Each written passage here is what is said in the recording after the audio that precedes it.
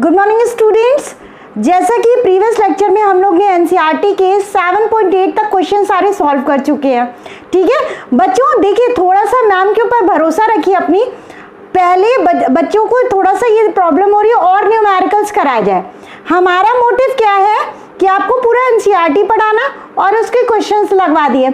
उसके बाद जब हमारा जैसे ही कोर्स कंप्लीट होगा इतना हम न्यूमेरिकल करा देंगे कि आपको कहीं और जाने की ज़रूरत नहीं पड़ेगी। लेकिन पहले डेरिवेशंस अपने प्रॉपर एकदम सॉलिड प्रिपेयर कर लीजिए, सारे फॉर्मूले याद कर लीजिए और इतनी मेरे ऊपर ट्रस्ट रखिए, एमसीक्यू भी करा देंगे, कोई दिक्कत नहीं चैप्टर वाइज। ठीक है, वो सब चीज़ें हम इतनी स्पीड में करा देंगे ना, आपको हवा मतलब एकदम अमेजिंग फील होगा। तो उस चीज़ के लिए परेशान मत होइए, वैसे आप एक्स्ट्रा से लगाते रहो। हम ये नहीं कह रहे कि खुद से मत पढ़ो। हम देखिए कुछ आपको पिला नहीं सकते कि आप एकदम से टॉप कर जाएंगे। आपको खुद से मेहनत करनी है। पहली बात आप करते रहो, ठीक है, जो नहीं है पूछते रहो और नेक्स्ट हम तो खुद ही करवाएंगे ही। ठीक है, अभी मोटिव क्या है, एनसीईआरटी कंप्लीट करना, सारे डेरिवेशन, सारे कॉन्सेप्ट पढ़ना। ठीक है, ये चीज़ है। उसके बाद इतने अच्छे से हम इतना न्यूमेरिकल करा देंगे कि आपको कहीं जाने की ज़रूरत नहीं पड़ेगी। इतना कॉन्फिडेंस रखिए। अगर हम बोल रहे हैं तो दिसंबर जब आप मतलब जैसे ही कोर्स कंप्लीट हुआ, चाहे जब भी हो, हम तुरंत क्या करेंगे, न्यूमेरिकल से स्टार्ट कर देंगे। ठीक है, अब बात ये आती है 7.8 तक हम लोग कर चुके हैं। नेक्स्ट 7.9 हम लोग देखते हैं क्या क्वेश्चन कह रहा है, नोट डाउन करिएगा। A series LCR circuit with R resistance दिया है 20 ओम। फटाफट हम लोग डेटा लिख लेते हैं। ये 7.9 का क्वेश्चन है। आर दिया है आपको 20 ओम, समझिए। नेक्स्ट है इंडक्टेंस दिया हुआ है 1.5 हेनरी, एल की वैल्यू दी गई है 1.5 हेनरी एंड कैपेसिटेंस की वैल्यू दी है 35 माइक्रोफैराड। सी दिया आपको 35 माइक्रोफैराड, समझ लो। अब यहाँ पे बात आती है, is connected to a variable frequency 200 volt AC supply. अब पोटेंशियल आपका कितना दिया गया है, VRMS दिया गया है 200 वोल्ट। समझिए, हमने बताया था कि अगर आपको नहीं मेंशन है कि पीक वोल्टेज है तो यहाँ पे क्या लोगे, RMS वोल्टेज। ठीक है, अगर मेंशन नहीं है तो AC supply when the frequency of the supply equal to the natural frequency of the circuit, what is the average power transfer to the circuit in one complete cycle। अब देखिए बहुत ही अच्छा क्वेश्चन कॉन्सेप्ट है। इसमें क्या बोल रहा है, कह रहा है कि जो फ्रीक्वेंसी ऑफ सप्लाई है, फ्रीक्वेंसी ऑफ सप्लाई जो है आपके नेचुरल फ्रीक्वेंसी के इक्वल है। ठीक है, अब क्वेश्चन बनता है इसका मतलब क्या है। देखिए कभी भी आपकी जो फ्रीक्वेंसी प्रोवाइड करी जा रही है सर्किट में, मतलब सप्लाई हो रही है, अगर उसकी नेचुरल फ्रीक्वेंसी के बराबर है तो वो आपका सर्किट किस में है, रेजोनेंस में है। दिस इंप्लाइज सर्किट किस में है, रेजोनेंस में है। रेजोनेंस में है तो इसकी कंडीशन क्या होती है, XC is equal to XL, XC is equal to XL। अब तीनों का देखिए, R भी प्रेजेंट है, L भी प्रेजेंट है, C भी प्रेजेंट है। अगर LCR सर्किट देखते थे तो उसमें क्या होता था, एक Z कॉन्सेप्ट आता था आपका। ठीक है, कॉन्सेप्ट क्या आता था, Z। इसे क्या बोलते थे, इम्पिडेंस। याद होगा LCR सर्किट में पढ़ाया था। इम्पिडेंस की वैल्यू क्या होती है, root of R² plus XL minus XC का होल स्क्वायर। पूरा डेरिवेशन करा चुके हैं। ठीक है, इम्पिडेंस क्या होता है, जो इफेक्टिव रेजिस्टेंस होता है ऑफ द सर्किट, उसी को इम्पिडेंस बोला जाता है। ठीक है, LCR सर्किट का। अब बात ये आती है, हमने क्या करा, XL is equal to XC है इस क्वेश्चन में। XL is equal to XC तो मतलब ये टर्म क्या हो जाएगा, जीरो हो जाएगा ना। अरे XL में से XL माइनस कर दोगे, जीरो हो जाएगा। तो ये आपकी Z इज इक्वल टू क्या आ जाएगा, R² प्लस जीरो। जीरो का कोई कॉन्सेप्ट नहीं है तो इम्पिडेंस आपका क्या आ जाएगा, R आ जाएगा। यहां तक कॉन्सेप्ट में कोई दिक्कत नहीं होना चाहिए। तो मैम ये किस लिए दिया गया है, अरे बाबा ये क्या है, इंडक्टेंस है, कैपेसिटेंस है। समझ लो, ये XL की वैल्यू क्या होती है, ओमेगा L होती है XC की 1/ω/C, ये दोनों इक्वल हैं। समझ रहे हो कॉन्सेप्ट को, समझो। ये हो गया आर इम्पिडेंस आ गया। अब आपको पावर निकालना है, power, average power, average power question बोल रहा है ना। ये क्या होता है, VRMS IRMS cos फाई, और cos फाई आपका क्या होता है, cos फाई आपका क्या होता है बेटा, पावर फैक्टर।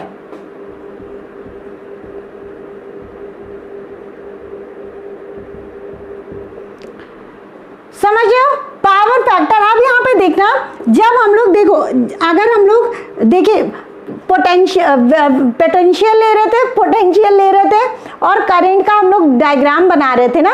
अब देखिए अगर हम लोग क्या लेते, एक्सेल लेते, ये एक्सेल होता और ये आर होता और ये क्या हो जाता है, एक्सी, है ना, ये हो रहा था। अब यहाँ देखिए ये दोनों अपोजिट डायरेक्शन में है, तो इन दोनों का क्या होगा, इफेक्टिव क्या आएगा, एक्सेल ऊपर जा रहा है, एक्सी नीचे जा रहा है, तो क्या करेंगे, एक्सेल में से एक्सी माइनस कर देंगे, तो इन दोनों का रिजल्टेंट क्या हो जाएगा। कभी कभी वर्ड ही नहीं आते, क्या बताएं, एक्सी। इन दोनों का रिजल्टेंट क्या हो जाएगा, एक्सेल माइनस एक्सी। अब बात ये आ जाती है कि आपका ये जो होगा, इसका जो रिजल्टेंट होगा, समझ रहे हो, मान लीजिए ये फाई एंगल बना रहा है, ठीक है। तो अब देखो यहाँ पे ये क्या हो जाएगा, ये तो आपका बेस आर रहेगा, ठीक है, और ये आपका डिस्टेंस क्या हो जाएगी, एक्सएल माइनस एक्सी।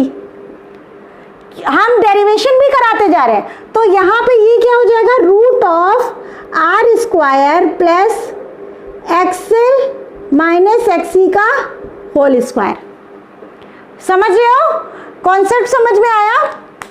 अरे बाबा ये लेंथ पूरी है, ठीक है, पहले एक्सएल और एक्सी का रिजल्टेंट निकाला, तो एक्सएल में से एक्सी माइनस कर दिया, और ये आर होता है आपका, है ना, करंट और वी का जो एंगल वो होता है, फेज होता है, वो क्या होता है, आर के ओनली रेजिस्टिव की केस में 0 होता है, समझिए। और ये पाइथागोरस लगा दिया, R square plus XL minus XC का होल स्क्वायर, ठीक है, समझ रहे हो।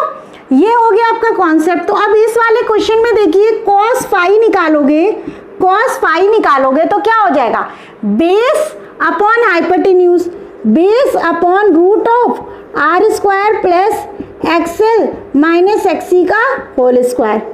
बेटा मुद्दे को समझो, पकड़ो क्या कर रहे हैं हम। अगर इसको नहीं समझोगे तो गलत करके आ जाओगे, मत कहना फिर मैम ने बताया नहीं कि ऐसे निकलेगा। ऑफ कोर्स ही बात है, रिजल्टेंट निकाल ले हो सारे रेजिस्टेंस और क्या रिएक्टेंस का, समझो। ये Z होता है, इम्पिडेंस आता है, यही तो रिजल्टेंट आ रहा था, ये हो गया। अब हमने क्या देखा कि इसकी वैल्यू हमारी क्या आई थी, ये वाले टर्म की वैल्यू अभी निकाली है। ये वाले टर्म को जब क्या करा, एक्सएल माइनस एक्सी करा था, 0 आ जा रहा था, तो ये R आ जा रहा था, Z इज इक्वल टू क्या आ जा रहा था, R। अरे बाबा इसी को तो Z बोलते हो, इम्पिडेंस, Z हो गया। तो ये R और अपॉन Z होता है, R क्या होता है, R का R ही रहेगा, और Z का क्या हो जाएगा, R। ये क्या हो जाएगा, 1 आ जाएगा। अरे बाबा Z की इम्पिडेंस की वैल्यू कितनी आई, R। आपको इस डेटा से मतलब ही नहीं है, आपको सीधे सीधे बोला है frequency of supply is equal to natural frequency, मतलब XL is equal to XC। ये हो गया 0। Z इम्पिडेंस होता है, ठीक है, वो हो गया R स्क्वायर। इम्पिडेंस का फॉर्मूला याद रखना। तो अब की डायरेक्ट अगर cos फाई निकालने को रखेंगे तो आप क्या करेंगे, R अपॉन Z कर देंगे, समझ लो, R अपॉन Z करोगे। अब डेरिवेशन नहीं करना, आप यहाँ से याद कर लेना, R अपॉन Z। Z की वैल्यू ये होती है, इस केस में हम लोग ने XL is equal to XC कर दिया क्योंकि ये कंडीशन दी थी, समझे, ये 1 हो गया। आप सीधे सीधे पुट कर दो, P is equal to VRMS कितना है, 200, और करंट भी दिया होगा बेटा, आपका करंट कितना दिया हुआ था, अच्छा करंट क्वेश्चन में नहीं दिया हुआ है, तो आप करंट कैसे निकालोगे, आराम से निकाल लोगे यार। कैसे निकलेगा, V इज इक्वल टू क्या होता है, I R होता है, I इज इक्वल टू क्या हो जाएगा, VRMS अपॉन R, IRMS की value, IRMS VRMS upon R। VR direct इसकी वैल्यू रख दे, VRMS कितना था 200, और R आपको दिया है रेजिस्टेंस 20 ओम, ये हो गया 20, ये 0 से 0 कैंसिल, 2 1 टाइम्स 10 टाइम्स, ये एवरेज पावर आपकी क्या गई 2000 वॉट। क्लियर हुआ कॉन्सेप्ट? इसको याद रखना जो डेरिवेशन कराया है, कोई दिक्कत नहीं, आप डायरेक्ट फॉर्मूला याद कर लो, कोई हमको प्रॉब्लम नहीं है, ठीक है, लेकिन समझ जाना ऐसे करवाना है, करना है। नेक्स्ट आप ये समझिएगा कि आपकी ये एवरेज पावर का फॉर्मूला था, IRMS का स्क्वायर, R जो होता है पावर निकाल लिया, एवरेज पावर का हमने डेरिवेशन कराया था ना आप लोगों को, इसीलिए कराया था, समझ रहे हो, इसीलिए कराया था कि हाँ आपको इतना पता रहे, पावर फैक्टर क्या होता है वो पता रहे, ठीक है, ये हो गया। नाउ स्टूडेंट्स हम लोग अपना नेक्स्ट क्वेश्चन देखेंगे 7.10, ठीक है। अब यहाँ पे बात आती है, क्वेश्चन क्या कहता है, नोट डाउन कर लीजिएगा। A radio can tune over the frequency range of a portion of MW, medium wave बोलते हैं MW, ठीक है, मीडियम वेव ब्रॉडकास्ट बैंड, ठीक है, 800 किलोहर्ट्ज टू 1200 किलोहर्ट्ज। तो आपका फ्रीक्वेंसी दिया है F1 दिया है आपका 800 किलोहर्ट्ज और F2 क्या दिया गया है 1200 दिया गया है, 1200 किलोहर्ट्ज। पहले तो देख लो किलो हर्ट्ज है, इसे हर्ट्ज में चेंज कर लो, तो ये क्या हो जाएगा 800 इंटू 10 टू द पावर 3 हो जाएगा, ये 1200 into 10 to the power 3 hertz हो जाएगा, हर्ट्ज में चेंज कर लिया। देखो ठीक है, नेक्स्ट हो गया आपका, if the it's LC circuit has an inductive inductance of 200 micro Henry. तो अब यहाँ पे बात आ रही है L की वैल्यू दी गई है 200 माइक्रो हेनरी। अब इसे माइक्रो को किस में चेंज करोगे, हेनरी में, तो 200 into 10 to the power -6 henry. Capital H क्या होता है henry, H is at hertz, ठीक है, ये हो गया, ये हो गया। What must be the range of its variable capacitor. अब यहाँ पे सुनिएगा, आपको क्या बोल रहा है, रेंज बतानी है कैपेसिटर की, ठीक है। अब यहाँ पे देखिएगा आपका ये जो फ्रीक्वेंसी आता है, जो फ्रीक्वेंसी आती थी, आप देखिएगा यहाँ पे क्या फ्रीक्वेंसी, रेजोनेंट फ्रीक्वेंसी आती थी, उसमें क्या करते थे, XL is equal to XC कर देते थे, omega L is equal to 1/ωc कर देते थे, omega square is equal to 1/LC, ठीक है। ओमेगा की वैल्यू 2πf होती थी, इसका स्क्वायर कर दिया 1/LC। देखिए डेरिवेशन इसलिए बता रहे हैं कि मान लो फंसते हो तो याद रहेगा, डायरेक्ट आप फॉर्मूला याद करो, ठीक है, फॉर्मूला याद करो, ये 2 2 जा 4 हो जाएगा, pi square F square is equal to 1/LC, F square is equal to 1/4 pi square, 4 pi square नीचे चला गया LC, F is equal to आपका आ जाता है 1/2 पाई रूट LC, ठीक है, ये आता है। अब यहाँ पे ये ना करके हम लोग क्या करते हैं, C को ऊपर ले जाओ, इसको C, क्योंकि कैपेसिटेंस की रेंज बतानी है हमें, ठीक है। इंडक्टर पता है हमें, इंडक्टेंस पता है, F1 F2 पता है, तो अगर F1 F2 पता है, कैपेसिटेंस की रेंज बतानी है आपको, तो आपको पता है इस वाली फ्रीक्वेंसी के लिए कैपेसिटेंस की अलग वैल्यू आएगी, इस वाली फ्रीक्वेंसी के लिए अलग आएगी। यहाँ से देखेंगे C को ऊपर ले जाओ, C को ऊपर ले गए और F स्क्वायर को नीचे लेके जाओ, तो ये क्या हो जाएगा 4 पाई स्क्वायर, 4 पाई स्क्वायर का 4 पाई स्क्वायर, यहाँ F स्क्वायर गया, C को ऊपर ले गए, बचा क्या L। अरे बाबा इतना तो कर ही सकते हो तुम लोग, डेरिवेशन है, सब तो बता दिए हैं। C इज इक्वल टू आपका C1 जब निकालेंगे तो F1 रख देना, तो यहाँ पे क्या हो जाएगा 1/4 पाई, पाई की वैल्यू 3.14 रख दो, 3.14 4 पाई स्क्वायर, अब यहाँ पे स्क्वायर है पाई का, ठीक है। अब F स्क्वायर पहली वाली फ्रीक्वेंसी रखी है, तो 800 इंटू 10 टू द पावर 3 का स्क्वायर, समझे, और L, और इसकी value 200 into 10 to the power -6 रख दी, ये हो गया आपका C1। समझ गए। अब सेम C2 निकालोगे, C2 जब निकालोगे सेम वही करोगे, 1/4 पाई स्क्वायर, 4 पाई स्क्वायर 3.14 का square into F square. F क्या है, F2 रखोगे ना अब इस वाले केस में, तो ये आपका 1200 इंटू 10⁻³ का स्क्वायर। समझ रहे हो। अब क्या बचा, L बचा। L आपका वही रहेगा, L आपका क्या रहेगा, 200 इंटू 10⁻⁻6। समझ रहे हो। अब C1 निकालोगे, C1 आंसर आएगा और C2 आएगा, ठीक है आंसर। इसको सॉल्व कर लोगे और हमें आंसर बताओगे। खुद से सॉल्व करना बेटा, थोड़ा बहुत सॉल्व करना, अप्रोक्सीमेट आंसर आएगा, एग्जैक्ट नहीं आएगा। खुद से सॉल्व करो, जरूरी भी है, कैलकुलेशन इंप्रूव हो जाएगी, ठीक है। थोड़ा सा मेहनत लगेगी लेकिन हो जाएगा। पिको फराड में आएगा, 10⁻12 में समथिंग आंसर आएगा, ठीक है। इसे कर लेना ना स्टूडेंट्स। हम लोग अपना लास्ट क्वेश्चन देखेंगे, बहुत ही अच्छा है, एनसीईआरटी एक्सरसाइज का लास्ट क्वेश्चन, बहुत ही अच्छा कॉन्सेप्ट है। देखिएगा क्या दे रहा है, नोट डाउन करिए। Figure 7.21 shows a series LCR circuit connected to a variable frequency 230 volt. अब यहाँ पे देखिएगा कौन सा क्वेश्चन नंबर है, ये 7.11 है, कोई आ गया। सुनिए मेरी बात बच्चों, रेड इंक से में भी कम दिख रहा होगा, आइंदे से हम ब्लैक ही यूज़ करेंगे। आप भी थोड़ा सा मेहनत कर लो, देख लेना आँखें खोल खोल के एकदम से अच्छे से, ठीक है। अब क्या रहा है, 7.11 है, फिगर 7.21। अभी हम फिगर बना देते हैं। ये आपका ये हो गया फिगर, ये R हो गया, ये C हो गया और आपका ये L हो गया।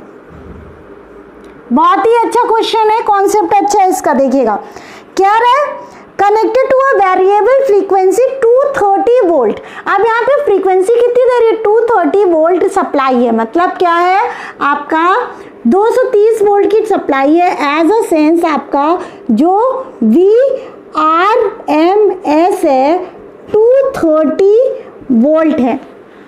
अरे बाबा जब नहीं दिया तो पीक वैल्यू तो लिखोगे ना, VRMS बार बार बताते नहीं हो तुम लोग, ठीक है। ये हो गया। और इंडक्टेंस की वैल्यू दी गई है 5 हेनरी। सेकेंड आपको कैपेसिटेंस की वैल्यू 80 माइक्रोफराड दी गई है। अब इसे जल्दी से फराड में चेंज कर लो, 80 इंटू 10⁻⁻6 फराड। समझ गए। नेक्स्ट आपको दिया है रेजिस्टेंस, दिया हुआ है 40 ओम का रेजिस्टेंस लगा हुआ है। पहला आपको क्वेश्चन क्या कह रहा है, determine the source frequency which drives, ठीक है, determine the source frequency which drives the circuit at resonance. आपको फ्रीक्वेंसी बतानी है, मतलब ओमेगा बताना है रेजोनेंस के केस का। हमने आपको पहले ही बता रखा है XL is equal to XC put करना है, वहां से हम लोग ने डिराइव करा था omega is equal to root of 1/√ऑफ LC। ये आपका पहला क्वेश्चन, इससे सॉल्व होगा।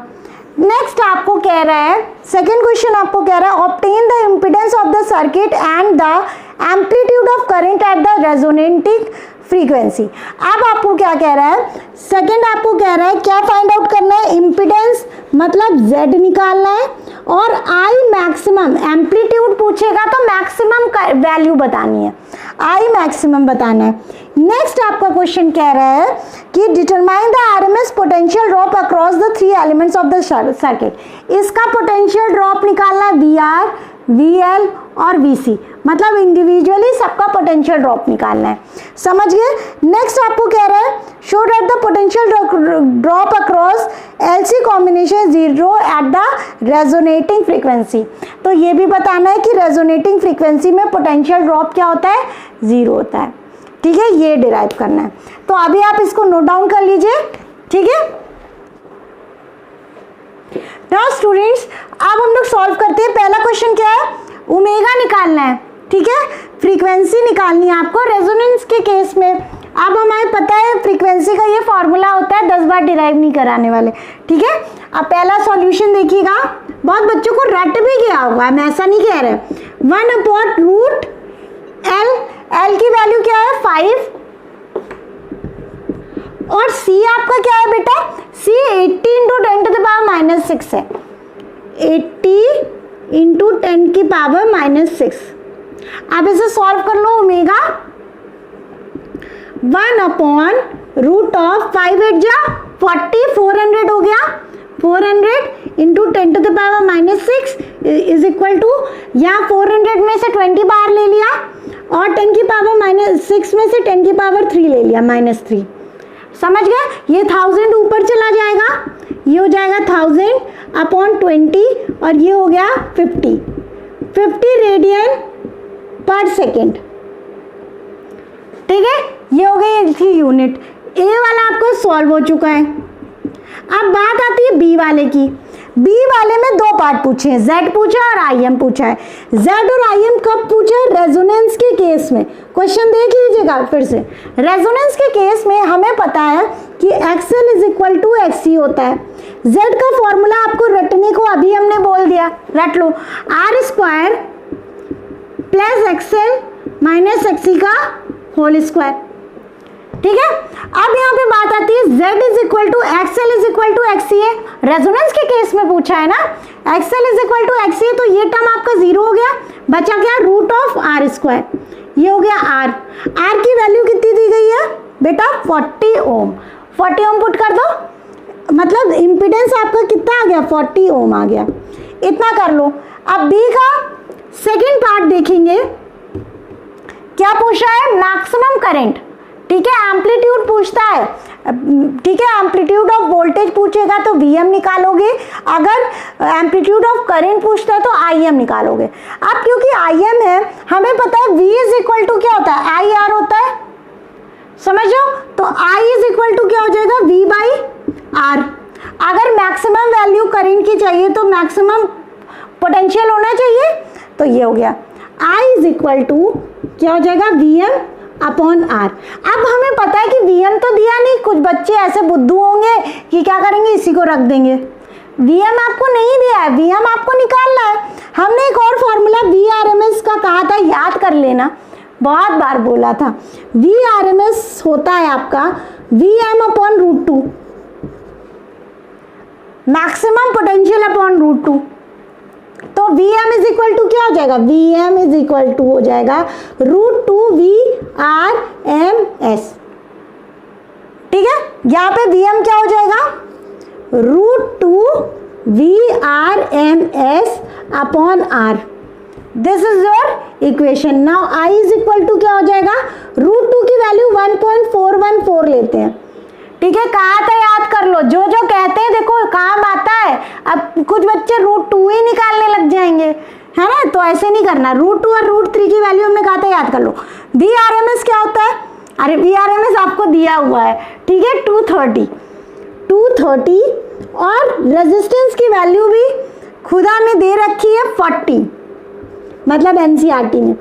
I is equal to 8.1 ampere आ जाएगा, अप्रोक्सीमेटली ये आ जाएगा। I नहीं आ रहा है, ये I मैक्सिमम आ रहा है ना, मैक्सिमम की वो भी साइन लगा दो,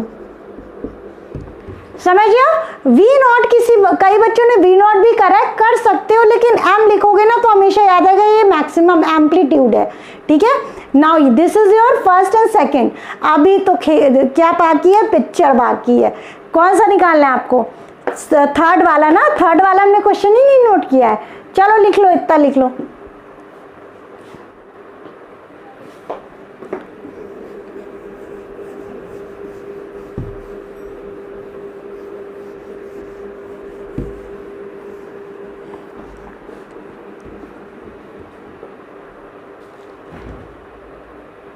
ना स्टूडेंट्स, नेक्स्ट सी क्वेश्चन हमारा क्या था, VR निकालना था, पोटेंशियल ड्रॉप निकालना था, अलग अलग VL निकालना था और VC निकालना था, है ना, ये निकालना था। अब बात ये आती है, ये क्या है, सीरीज में है।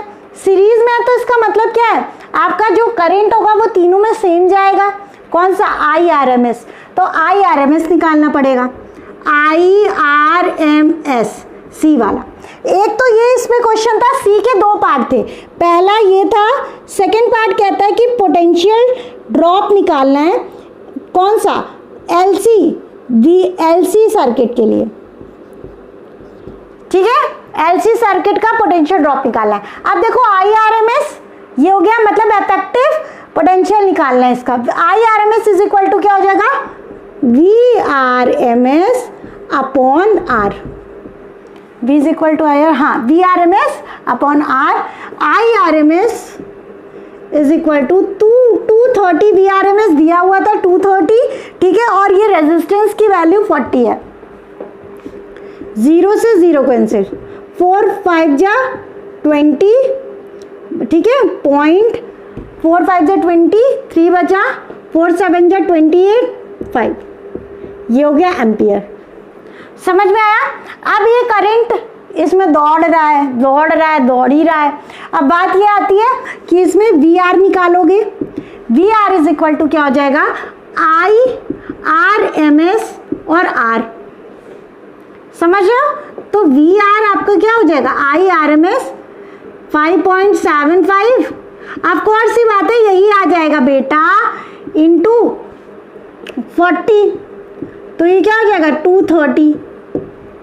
अरे बाबा क्यों ऐसा हो रहा है, IRMS को R से डिवाइड करा था तो इतना आ रहा था, फिर मल्टीप्लाई R से कर दोगे तो यही नहीं आ जाएगा, समझ रहे हो, ये हो गया।